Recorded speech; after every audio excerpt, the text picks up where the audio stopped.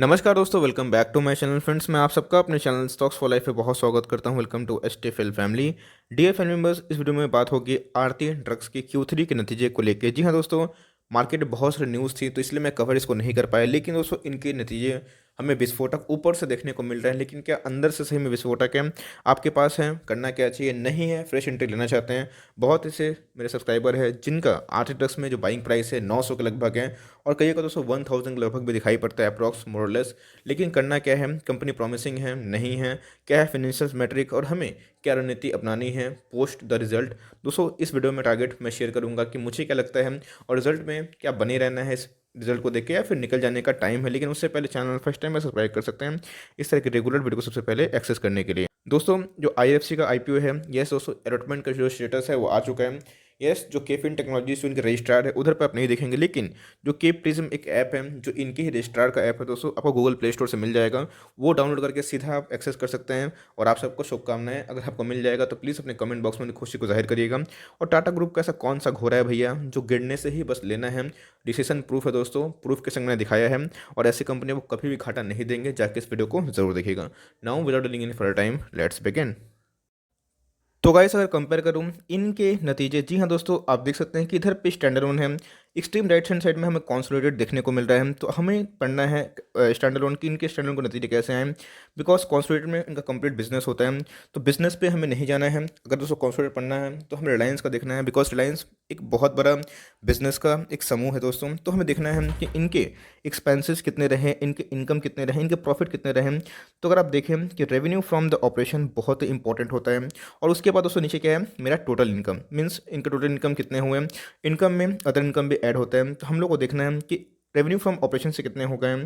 तो टोटल की बात की जाए दोस्तों तो 415 करोड़। दोस्तों ये सब रुपीज़ इन मिलियंस हैं, अगर मैं सब करोड़ में कन्वर्ट करूँ तो 415 करोड़ देखने को मिल रहे हैं इनके रेवेन्यू फ्रॉम द ऑपरेशन। कब? 31 दिसंबर 2019, और ये है 31 दिसंबर 2020। तो हमें दोस्तों इधर पे वाई ऑन वाई बहुत अच्छे देखने को मिल रहे हैं। लेकिन बात की जाए क्वार्टर ऑन क्वार्टर, डिसअपॉइंटमेंट देखने को मिल रहा है। डिसअपॉइंटमेंट क्यों दोस्तों? तो अच्छा खासा एक फॉल देखने को मिल रहा है। बात की जाए जहाँ पे चैलेंजेस हैं Q2 नतीजों को लेके, वहाँ पे अच्छा देगी ही, बिकॉज पता है आपको कि ये API मैन्युफैक्चर करती है। Active ingredients means active pharmaceuticals ingredients बहुत ही दोस्तों एक इंपॉर्टेंट की मैट्रिक है। आपको पता है कि जो आने वाले टाइम में चाइना से जो झड़प हो रहा है भारत का, इसमें जितनी भी APIs वाली कंपनी है इसको बेनिफिट होगा।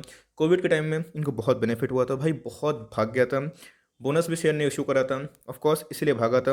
तो पहले हमें दोस्तों देखना है कि इनके रेवेन्यू बढ़े हैं ईयर टू ईयर, लेकिन हमें क्वार्टर ऑन क्वार्टर एक फॉल देखने को मिल रहा है। तो कंपनी के एक्सपेंसेस की बात की जाए तो बहुत इंपॉर्टेंट होता है, बिकॉज कंपनी अपने एक्सपेंसेस में कमी करके पैट को बढ़ा सकती है। तो पैट दोस्तों बाद में देखेंगे, प्रॉफिट ऑफ टैक्स, लेकिन हमें देखना है कि इनके एक्सपेंसेस ईयर ऑन ईयर बढ़ते हुए देखने को मिल रहे हैं।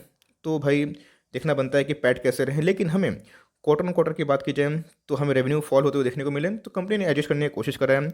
उसके बाद दोस्तों फाइनल जो वर्डिक्ट है इनके कैसे रहे, प्रॉफिट या फिर लॉस। तो इधर पे आप देख सकते हैं कि प्रॉफिट और लॉस फॉर द ईयर, तो हमें दोस्तों 2675 26 करोड़ से कंपनी के प्रॉफिट की बात की जाए तो 64 करोड़ हो चुके हैं, जो बहुत शानदार। लेकिन दोस्तों इधर पे एक एडिशनल चीज़ है जो मैं आपको बताऊंगा।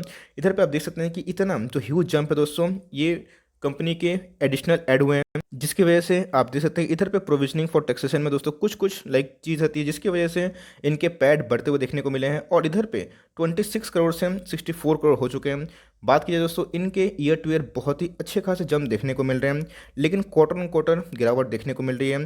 69 से उसको कितना हो चुका है, 64। तो यस, वेलकमिंग तो नहीं है, लेकिन अगर आप लॉन्ग टर्म निवेशक हैं तो उस हिसाब से कंपनी के जो परफॉर्मेंस है काफ़ी बेहतरीन दिखाई पड़ रहे हैं। अगर दोस्तों आप EPS से चेक करना चाहें कि इनके भैया EPS से अर्निंग पर शेयर, आपको पता है EPS बहुत इंपॉर्टेंट होता है। क्यों? तो भैया कभी भी आप प्राइस टू अर्निंग ज्ञात करेंगे तो प्राइस टू अर्निंग क्या होता है दोस्तों, current market price by earning per share 2.87 से कितना हो चुका है, अप्रॉक्स 7 के लगभग हो चुका है, 6.94। और बात की जाए ईयर ऑन ईयर बहुत तेजी है दोस्तों, लेकिन हमें फ्लैट से देखने को मिले, गिरावट देखने को मिल रहे हैं। कब? Quarter on quarter. तो गाइस हमने फाइनेंशियल रिजल्ट देखे, यस हमें ईयर ऑन ईयर काफ़ी इंप्रूवमेंट दिखाई दे रहे हैं, लेकिन क्वार्टर ऑन क्वार्टर दोस्तों हमें फ्लैट से देखने को मिल रहे हैं। आप देख सकते हैं कि बहुत ही भाई भरा मल्टीपैकर है। 1 रुपये का स्टॉक था आज से दोस्तों 15-20 साल पहले, और आप देख सकते हैं कि उसके बाद इसने हाई कितना लगाया था, बहुत ज़्यादा 1000 के लगभग। और इधर से जो रैली आई थी वो बहुत ही दोस्तों तगड़ी थी। यस, कोविड का टाइम था, सारे फार्मा के शेयर्स भाग रहे थे। अगर आपको मैं बताता चाहूँ दोस्तों, तो भाई आरती जो ड्रग्स है वो एपीआई भी मैन्युफैक्चर करती है। जी हाँ दोस्तों, एपीआई मैन्युफैक्चर में बहुत बड़ी अच्छी कंपनी दिखाई पड़ती है। छोटी है लेकिन मजबूत है। उसके बाद भाई ऑपरेटर तो पता है कितना भगाएं, फार्मा के जितने शेयर थे, इवन अबाउट इंडिया की बात की जाए तो 18,000 तक भगा दिया गया था। लेकिन बहुत अच्छी अच्छी कंपनी भी दोस्तों अभी डिस्काउंट प्राइस में अवेलेबल है। तो इधर पे हमें एक मेजर फॉल देखने को मिला। और इधर पे बहुत लोग हैं दोस्तों जो बिना एसएल का एकदम एंट्री ले लिए हैं। तो क्या सही मूवमेंट है? रिजल्ट तो काफ़ी बेहतरीन दिखाई पड़ रहे हैं ईयर ऑन ईयर, लेकिन क्वार्टर ऑन क्वार्टर से हमें फ्लैट देखने को मिल रहा है। तो क्या मार्केट इसको जस्टिफाई करेगा? मार्केट की बात की जाए तो प्रीवियस डे में क्या ट्रेडिंग के सिनेरियो थे, और चार्ट पे दोस्तों क्या कंडीशन इवॉल्व हो रही है। तो लास्ट डे की बात की जाए तो हमें 4.5%, 4.65% अप दिखाई पड़ रहा था।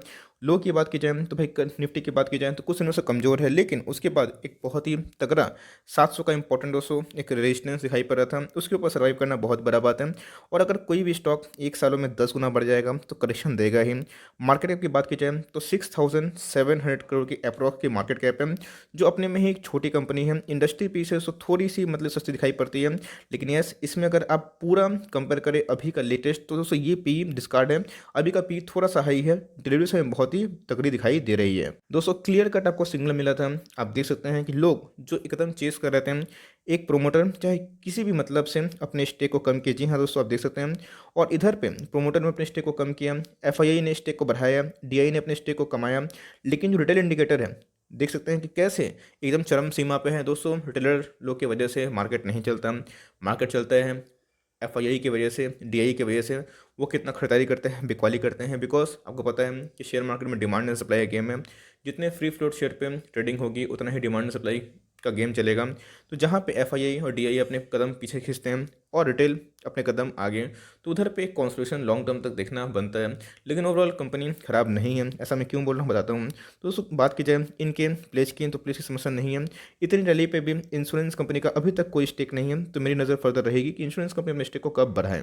तो अचानक से दोस्तों इसमें बहुत तेज़ी देखने को मिली, बिकॉज अचानक से कोविड एक आया, हिट किया, सारे फार्मा के शेयर्स भागने शुरू हो गए। आईटी गिरना शुरू हो गया दोस्तों। बात की जाए रिलायंस गिरना शुरू हो गया, बड़े बड़े बैंक्स गिरने शुरू हो गए। लेकिन इनके जो मीडियोकरी रिजल्ट हमें देखने को मिल रहे थे, रेवेन्यू मीडियोकरी था, और उतने रिजल्ट में हमें उछाल प्रॉफिट में देखने को नहीं मिले थे। यस, 2019 से 2020 में अच्छे खासे जंप देखने को मिले थे।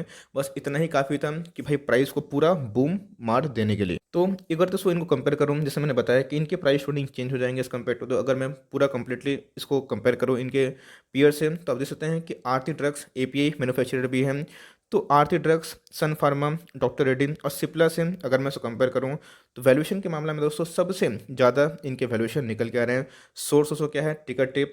और इधर पे आप देख सकते हैं कि जो प्राइस टू बुक रेशियो है, भाई ये प्राइस टू बुक मैट्रिक बहुत इंपॉर्टेंट है, जल्दी मैं इसको सिखाऊंगा। ये सबसे ज़्यादा इनमें दिखाई पड़ता है, जहाँ पे सिप्ला जैसे दिग्गज कंपनी से भी ये बड़ी है, डॉक्टर रेड्डी से भी दोस्तों बड़ी है, सन फार्मा से ये बड़ी दिखाई पड़ रही है। तो वैल्यूएशन के अकॉर्डिंग ये कुछ ज़्यादा ही भाग गई थी, इसलिए एक करेक्शन लाजमी है। बिकॉज लॉन्ग टर्म तक दोस्तों कोई भी स्टॉक ओवर वैल्यूड नहीं रह सकता, इस बात का ध्यान रखिएगा। तो एनीवेज हमें दोस्तों एक पिटाई देखने को मिली। अब बात की जाए रिजल्ट, तो ईयर ईयर बहुत ही धुआंधार है। तो क्या अपकमिंग टाइम में ये पिटेगा, या फिर इसमें क्या कंडीशन इमर्ज होगी? अगर आप 800 के लेवल पे लिए हुए हैं, बहुत सारे कमेंट्स में देखता हूँ, तो करना क्या चाहिए? और अगर 900 के लेवल पे लिए हैं तो भाई करना क्या चाहिए? और क्या फ्रेश एंट्री बनानी चाहिए? अगर 1 मंथ की चार्ट में दोस्तों अगर इसको एनालिसिस करने की कोशिश करूँ तो ही पिक्चर खत्म नहीं हुई है।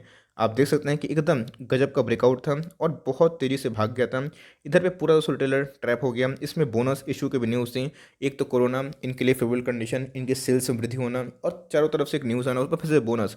तो दोस्तों जनरली रिटेलर लोग इधर पे बहुत ट्रैप हुए। उसके बाद एक कॉन्स्टिट्यूशन जोन पे कुछ 3 महीने से है।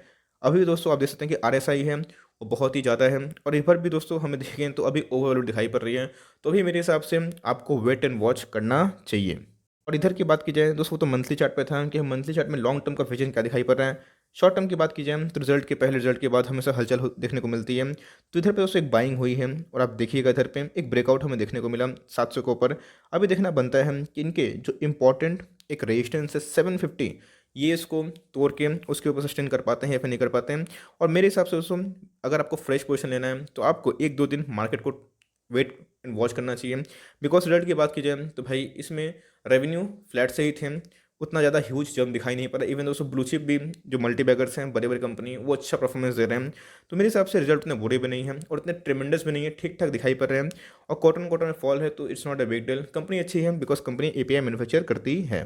तो आपके पास है, आपको होल्ड एंड कंटिन्यू की सलाह होगी दोस्तों, बिकॉज लॉस से बेचना is not a good issue. Means मेरे हिसाब से अगर आपको पास है तो लॉस में नहीं बेचना चाहिए, और अगर लॉस में बेचते हैं तो कॉल आपका होगा। और मेरे हिसाब से दोस्तों आपको फ्रेश एंट्री करनी है।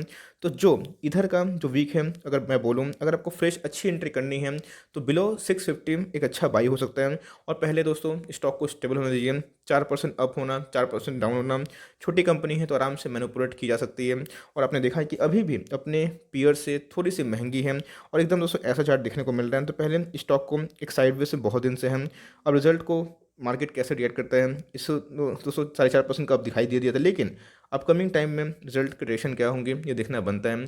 तो लॉस बुक करना इस स्टॉक रिकमेंडेड है, लेकिन फ्रेश पोजीशन के लिए आप वेट एंड वॉच कर सकते हैं और करना भी है दोस्तों। तो ये जो आप देख सकते हैं 2 वीक है, जो इनके लास्ट डे के ट्रेडिंग में जो लोअर बॉटम में देखने को मिलते हैं, इस रेंज पे अगर आप लेते हैं तो आपको उतना डर नहीं रहेगा। फिर भी स्टॉक ओवर वैल्यूड है। अब देखना बनता है कि स्टॉक को दोस्तों डायरेक्शन कहाँ मिलती है। तो मैंने अपना वर्डिक्ट दे दिया। रिजल्ट मुझे उतने बुरे नहीं लगे, बट उतने ही फैंटास्टिक, उतने ही बम्बार्टमेंट देखने को नहीं मिले। यस, कंपनी ने अपने एडजस्टमेंट करने के बाद प्रॉफिट को बढ़ा तो लिया है, लेकिन देखना बनता है कि इनके लॉन्ग टर्म विजन और कैसे हैं, और मार्केट दोस्तों करेक्शन करता है तो ये सभी स्टॉक कैसे रिएक्ट करते हैं। So for timing that's the update कि भाई इनके Q3 के नतीजे कैसे थे और क्या रणनीति अपनानी है। आई होप दोस्तों ये वीडियो आपके लिए हेल्पफुल है। अच्छी लगी तो एक लाइक कर दिएगा। चैनल फर्स्ट टाइम तो याद से सब्सक्राइब करना भूलें ना। फर्दर कोई डाउट है उसको ड्रॉप कर सकते हैं। कोई स्टॉक को रिव्यू चाहिए उसका नाम भी ड्रॉप करिएगा। I would love to make a video on your demand. Guys मिलते हैं जल्दी, तब तक के लिए bye. Thanks for watching friends, God bless you all.